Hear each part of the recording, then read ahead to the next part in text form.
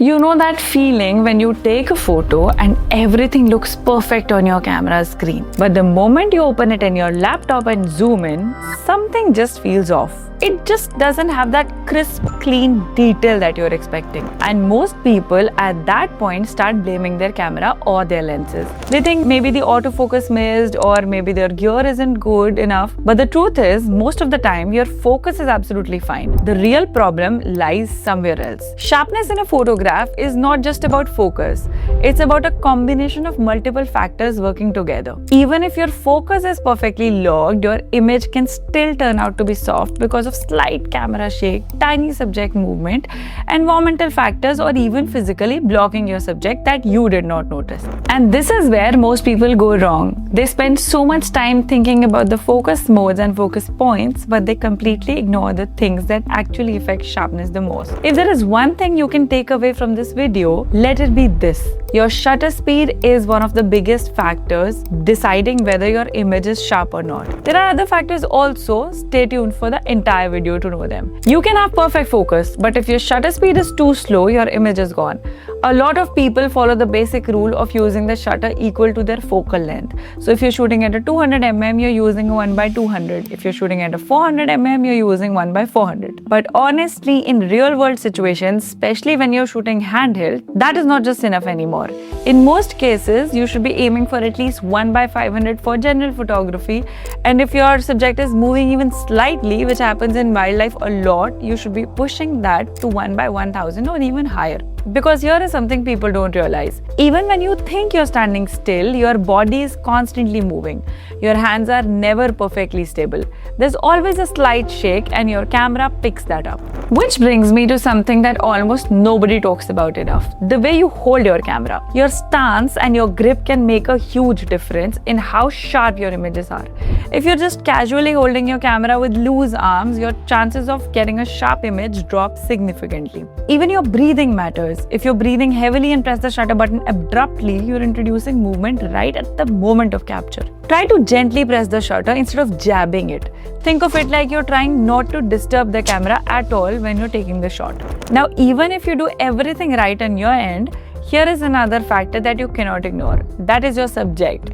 In wildlife photography, I see this all the time. The animal looks still, but there's always some movement. A slight turn of the head, a flick of the ear, a tiny shift in posture, and that is enough to reduce sharpness.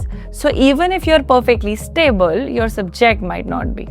That is why professionals use very high shutter speeds like 1/1000, 1/1600, or 1/2000 depending on how the subject is moving. But here's where another mistake happens, and it is something I see very often. People often push their ISO unnecessarily high, even when the shutter speed is already more than enough. If your subject is completely still and you're already shooting at something like a 1/2000, increasing ISO further just to maintain that shutter speed does not really help. Instead, it introduces noise and it reduces the overall clarity of the image, which can actually make it less sharp. So sharpness is not just about going faster and faster. It's about using the right settings, not the extreme ones. And this brings me to another very important but often ignored factor, your aperture. A lot of people think shooting wide open like on a 2.8 will give them best image quality because it is the most premium setting. But in reality, most lenses are not at their sharpest when they are used wide open. Very often, if you just top down slightly, for example from a 2.8 to an f4, you'll notice a visible improvement in sharpness and contrast. The image just becomes cleaner. You don't always have to do this, especially if you need shallow depth of field and if the light is very low. But if your priority is sharpness and if the light allows you, stopping down a little can make a big difference. It is just a small adjustment but a powerful one. Now coming back to those frustrating situations. Sometimes everything is perfect, your shutter speed is high, your hands are steady, your focus is accurate, your subject is still, and yet your image looks soft. This is where something called heat haze comes in. If you've ever shot in the jungle during the late mornings or afternoons, especially in places like Ranthambore, Tadoba, or any place during summers with harsh sunlight hours and the sky is all clean and there's no canopy or plants to cover the sun, you might have noticed that shimmering effect in the air. The airing itself starts distorting the light.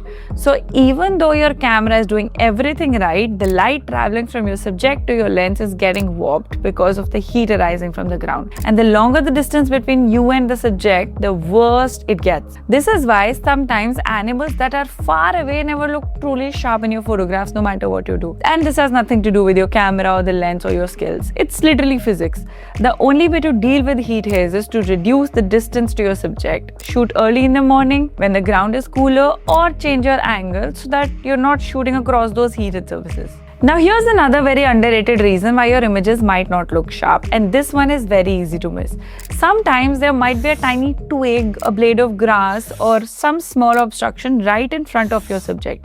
And because you're shooting at a wide aperture like an f2.8 or an f4, that object becomes so blurred that you don't even notice in the frame. But it still affects the image. A very simple way to check this is to increase your f number. Stop down your aperture to something like an f8 or f11 and take a test shot. When you do that, anything in front of your camera will become visible.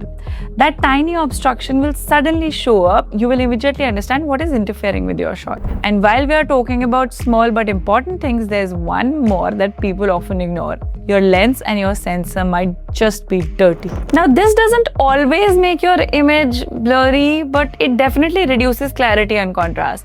Sometimes you will notice small dark spots, especially when shooting at a higher aperture like an f11 or a 16.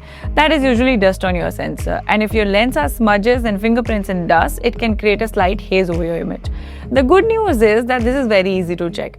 To check your sensor, just take a photo of a plain wall or a bright surface like a sky or something using a small aperture like f16. Then zoom in and look for dark spots that stay in the same place. For your lens, just inspect it under good light.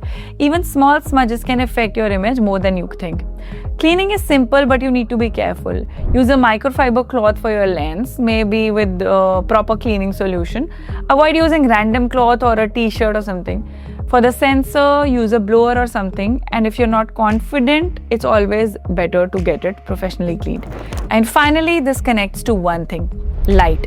Good light doesn't just make your photos look beautiful, it actually helps you get sharper images also. It allows you to use faster shutter speed, lower ISO, and it helps to maintain better image quality. Now, instead of constantly thinking about focus settings, try changing your approach. Before you even think of focus, ask yourself, is my shutter speed fast enough? Is my ISO reasonable? Am I using an aperture that gives me best balance of sharpness and depth? Start by locking in a faster shutter speed, then adjust your ISO accordingly. But don't push it unnecessarily high.